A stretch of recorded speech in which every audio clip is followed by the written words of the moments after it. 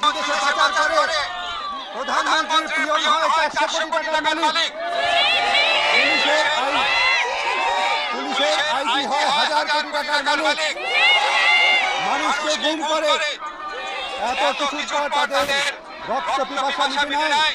তারা আমাদের সন্তানদের হত্যা করেছে, শত শত সন্তানকে। এই শত শত সন্তানকে হত্যা করে, হাজার হাজার মানুষকে আহত করে, শিশুদের হত্যা করে, আমাদের ছাত্রদের বুকে গুলি চালিয়ে এখন বলে এখন আবার আন্দোলন কিসে? উনি বলেন উনি নাকি স্বজন হারানোর বেদনা বুঝেন। উনি কারো স্বজন হারানোর বেদনা বুঝেন না।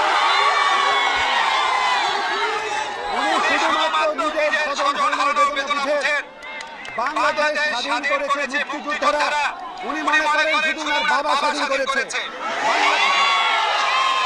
উনি মনে করেন বাংলাদেশের মালিক উনি।